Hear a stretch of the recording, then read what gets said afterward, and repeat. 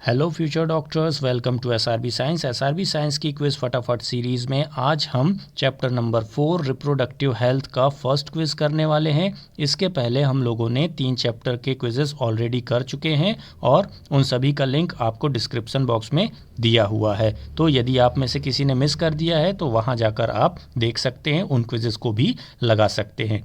तो देखिए, पहला क्वेश्चन है हमारा, reproductive health means well being in dash expect of reproduction. मतलब आप यदि किसी व्यक्ति को कहते हैं कि वो रिप्रोडक्शन के लिहाज से हेल्दी है तो उसका मतलब क्या होता है। ऑप्शन ए, वो फिजिकली हेल्दी हो, बी इमोशनली हेल्दी हो, सी बिहेवियरली हेल्दी हो, या फिर डी सोशली हेल्दी हो। तो यहाँ पर जो करेक्ट आंसर होगा वो ये चारों के चारों हैं बेटा, ठीक है। तो ध्यान दीजिएगा, यहाँ पर कोई भी एक करेक्ट ऑप्शन नहीं दिया हुआ है, चारों के चारों करेक्ट है, ठीक है। चलिए अब आगे बढ़ते हैं और देखते हैं क्वेश्चन नंबर 2। क्वेश्चन नंबर 2 में आपसे पूछा गया है फैमिली प्लानिंग प्रोग्राम, ठीक है। Family planning program were initiated इन।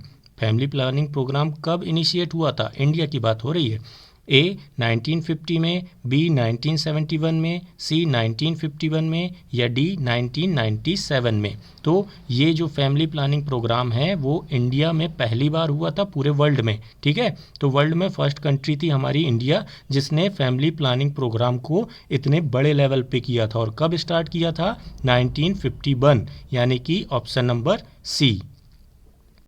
तो बच्चों ये हो गया हमारा क्वेश्चन नंबर 2। इसके बाद है अगला क्वेश्चन, क्वेश्चन नंबर 3। यहाँ पर आपसे पूछा गया है RCH स्टैंड्स फॉर। मतलब RCH का मतलब क्या होता है। Option A, reproduction and child health, B rare child health care, C reproductive child health, या D reproductive and child health care. तो RCH का जो फुल फॉर्म होता है वो है reproductive and child health care, ठीक। इसको भी आप याद रखेंगे, ये भी क्वेश्चन बनाने लायक चीज़ है। चलिए अब क्वेश्चन नंबर 4 करते हैं। क्वेश्चन नंबर 4 में आपसे पूछा गया है RCH प्रोग्राम वाज लॉन्च्ड इन।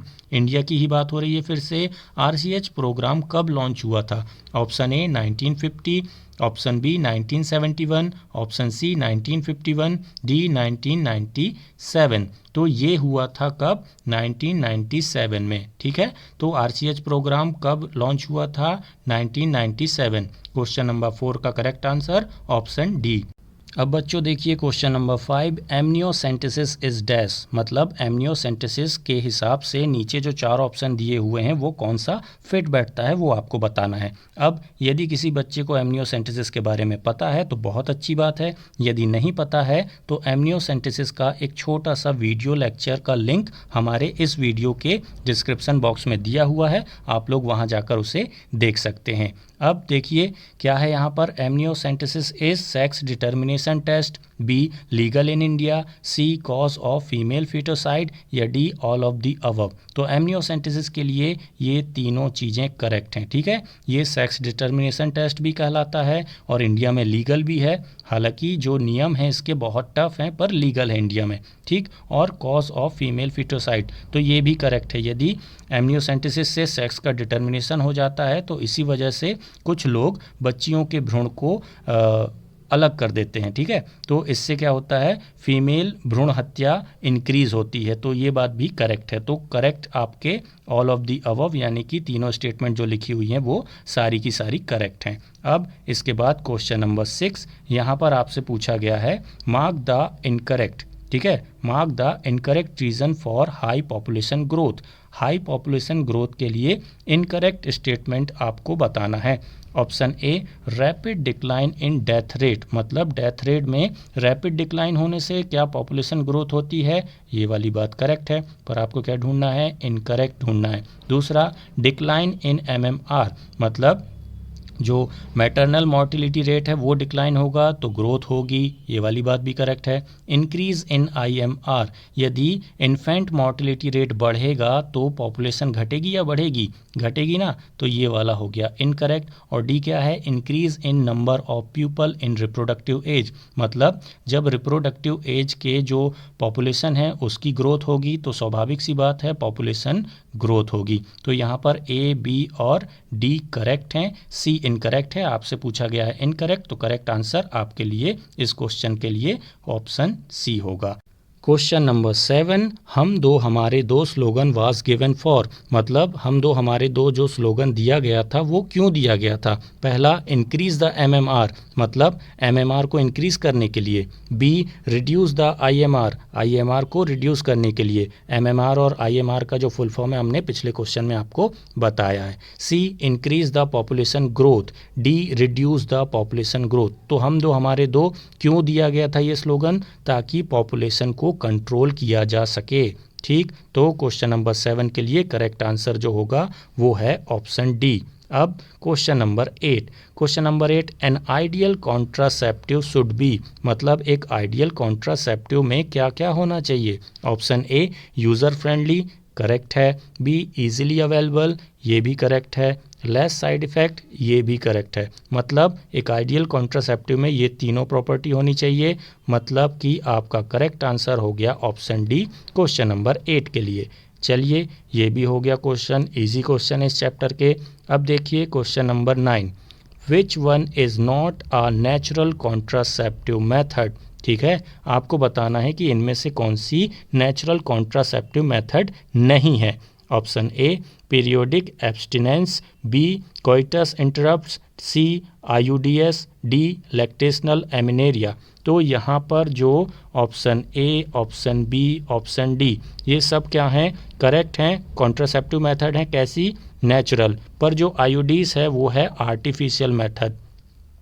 तो देखिए question number 10, avoiding sex by a couple during 10 to 17th day of menstrual cycle is known as, मतलब मेंस्ट्रुअल साइकिल के 10वें से लेकर 17वें दिन तक सेक्सुअल एक्टिविटी को अवॉइड करना क्या कहलाता है। Option A, periodic abstinence. B, coitus interrupts. C, IUDs. D, lactational amenorrhoea. तो ये कहलाता है पीरियोडिक एब्स्टिनेंस, मतलब जो 10वें से लेकर के 17वां दिन होता है मेंस्ट्रुअल साइकिल का, यदि उसमें कपल सेक्स को अवॉइड करे तो चांसेस हैं कि बच्चे नहीं होंगे। क्यों, क्योंकि अगले क्वेश्चन में ये इसका जवाब मिलेगा आपको।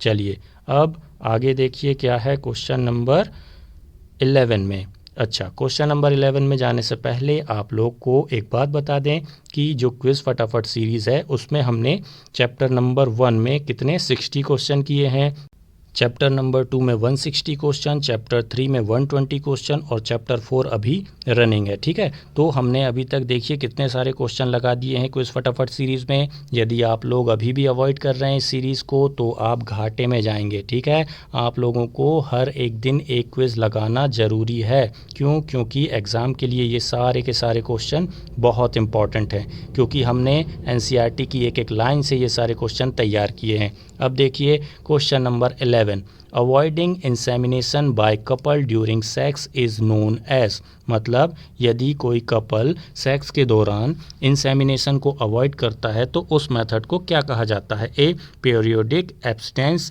B, coitus interrupts. C, IUDs. D, lactational amenorrhoea. तो ये कहलाता है कोइटस इंटरप्ट्स। ठीक है, तो क्वेश्चन नंबर 11 के लिए करेक्ट आंसर होगा ऑप्शन बी। अब आगे देखिए क्वेश्चन नंबर 12, यहाँ पर है इन लैक्टेशनल एमिनेरिया व्हाट शुड हैपन, मतलब लैक्टेशनल एमिनेरिया में क्या होता है। ये वाला क्वेश्चन इंपॉर्टेंट है, ध्यान रखिएगा। क्यों, क्योंकि इसके ऑप्शन थोड़े से कंफ्यूजिंग है। Option A, spermiation does not occurs. B, insemination does not occurs. C, ovulation does not occur, या D, oogenesis does not occur. तो यहाँ पर ए और बी तो इनकरेक्ट हैं बिल्कुल, पर यहाँ पर ध्यान से देखिए option C, ovulation does not occur, और डी लिखा है oogenesis डज नॉट अकर। तो यहाँ पर क्या नहीं होता, ओव्यूलेशन नहीं होता। इसी टाइप के क्वेश्चन आपके नीट के एग्ज़ाम में आते हैं जहाँ पर आपके जो ऑप्शन होते हैं वो कंफ्यूजिंग होते हैं। तो ये इंपॉर्टेंट है, ओव्यूलेशन नहीं होता कब, लैक्टेशनल एमिनेरिया में। ठीक, तो क्वेश्चन नंबर 12 का करेक्ट आंसर होगा ऑप्शन सी। अब क्वेश्चन नंबर 13, यहाँ पर देखिए विच one is not a barrier method of contraceptive. यहाँ आपको 4 ऑप्शन में कुछ मेथड दी हुई हैं कॉन्ट्रासेप्टिव्स की, और बताना है आपको कि बैरियर मेथड के अंदर कौन सा नहीं आता। Option A, diaphragm. B, spermicidal creams. C cervical caps या डी लिपिस लूप। तो यहाँ पर जो ऊपर के 3 हैं ये सभी किस में आते हैं, बैरियर कॉन्ट्रासेप्टिव मेथड में, पर जो लिपिस लूप होता है वो आईयूडीज का एग्जाम्पल है। ठीक, तो क्वेश्चन नंबर 13 का करेक्ट आंसर होगा डी लिपिस लूप। अब question number 14, mark the incorrect statement. आपको क्या बताना है, इनकरेक्ट स्टेटमेंट बताना है। Option A, condoms are self inserted, B, IUDs are self inserted, C, cervical caps are self inserted, D, vaults are self inserted. बच्चों यहाँ देखिए ऑप्शन ए, सी और डी ये सब किसके एग्जाम्पल हैं, ये सब बैरियर मेथड के एग्जाम्पल हैं। और इनको कैसे यूज़ किया जा सकता है, जो कपल सेक्स कर रहा है वो खुद से यूज़ कर सकता है, पर जो आईयूडीज़ होती हैं, ठीक है, ये आईयूडीज़ जो होती हैं वो सेल्फ इंसर्टेड नहीं होती। इनके लिए आपको टेक्निकल जो मेडिकल फील्ड से जुड़े हुए लोग हैं जैसे कि नर्सेस और डॉक्टर्स, उनका आपको सहारा लेना पड़ेगा आईयूडीज़ के लिए, बाकी सब सेल्फ इंसर्टेड हैं। ठीक, तो करेक्ट आंसर जो होगा वो होगा ऑप्शन बी। अब बच्चों देखिए question number 15, example of non medicated IUDs is और आर, मतलब आपको बताना है कि कौन सा नॉन मेडिकेटेड आईयूडीज का एग्जाम्पल है। Option A, multiload 375, B, LNG-20, C, lippes loop या D, A and B both. तो आपको नॉन मेडिकेटेड का बताना है और आपकी NCERT बुक में एक ही एग्जाम्पल दिया है और वो है लिपिस लूप। ठीक, तो क्वेश्चन नंबर 15 का करेक्ट आंसर ऑप्शन सी। इसके बाद क्वेश्चन नंबर 16, यहाँ पर आपसे क्या पूछा गया है क्वेश्चन नंबर 16 में, विच one is not a copper releasing IUDs. अब आपको बताना है कि नीचे जो 4 ऑप्शन दिए हुए हैं इनमें से कौन सा कॉपर रिलीज नहीं करता। Option A, multiload 375, B, LNG-20, C, copper 7 और D, copper T.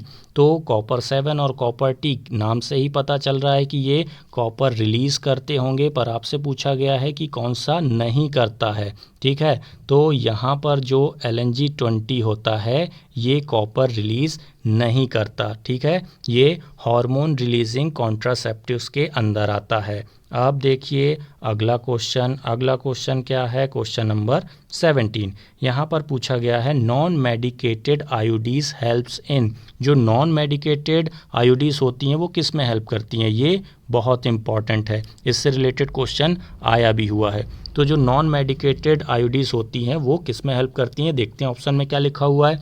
Make the uterus unstable for implantation, B, stop the ovulation, C, suppress the motility of sperm, D, increase phagocytosis. तो यहाँ जो non medicated IUDs होती हैं वो क्या करती हैं, फैगोसाइटोसिस को इंक्रीज करती है, मतलब स्पर्म को मारने का काम करती हैं। ठीक, तो हो गया क्वेश्चन नंबर 17 का करेक्ट आंसर ऑप्शन डी। अब question number 18, work of copper releasing IUDs are, मतलब कॉपर रिलीजिंग जो आईयूडीज होती हैं उनका काम क्या होता है। Option A, increase phagocytosis, B, stop the ovulation, C, suppress the motility of sperm, D, A and C both. ये वाला क्वेश्चन आपके एग्जाम में आया हुआ है। ठीक है, तो यहाँ पर आपको कॉपर रिलीजिंग आईयूडीज का जो काम है वो पूछा गया था और करेक्ट आंसर दिया हुआ था suppress the motility of sperm. पर यहाँ पर बच्चों ध्यान से देखिए ऑप्शन ए भी करेक्ट है ना। तो यहाँ पर आप NCERT को देखेंगे तो दोनों चीज़ें दी हुई हैं, तो आपका जो करेक्ट आंसर होगा वो होगा D, A and C both. चलिए अब आगे चलते हैं और क्वेश्चन नंबर 19 को देखते हैं कि क्या होगा। क्वेश्चन नंबर 19 में विच वन इज़, ठीक है, क्या है, which one is an example of hormone releasing IUDs. Hormone releasing IUDs आपको बताना है कौन सी होगी। Option A, LNG-20, B, multiload 375, C, progestasert, D, A and C both. तो यहाँ पर LNG-20 और प्रोजेस्टर्स दोनों ही करेक्ट आंसर हैं किसके लिए, हार्मोन रिलीजिंग आईयूडीज के लिए। तो करेक्ट आंसर हो जाएगा आपका option D, A and C both. अब आज के क्विज का लास्ट क्वेश्चन क्या है, क्वेश्चन हमारा, विच one is not an example of IUDs. आपको बताना है कि आईयूडीज का एग्जाम्पल कौन सा ऑप्शन नहीं है। पहला LNG-20, B multiload 375, C jelly and foam, C copper T. बहुत इजी क्वेश्चन है, ठीक है। तो जो जेली एंड फॉर्म होते हैं ये बैरियर मेथड के एग्जाम्पल हैं, बाकी के जो तीनों हैं वो आईयूडीज़ के एग्जाम्पल हैं। आईयूडीज़ का फुल फॉर्म होता है इंट्रा यूटेराइन डिवाइसेस, जिसको इंसर्ट किया जाता है टेक्निकल लोगों के द्वारा, मतलब नर्सेस एंड डॉक्टर्स के द्वारा। अब बच्चों क्विज़ होता है कंप्लीट, और जाने से पहले आप लोगों से एक रिक्वेस्ट है, वीडियो यदि पसंद आया तो हमें सब्सक्राइब करें, अपने दोस्तों के साथ चैनल को शेयर करें और इंस्टाग्राम में हमें ज़रूर फॉलो कर लें, ठीक है। चलिए अब हम मिलते हैं आपसे नेक्स्ट वीडियो में, जहां पर हम इस चैप्टर का सेकंड क्विज़ करेंगे। Thank you, bye bye.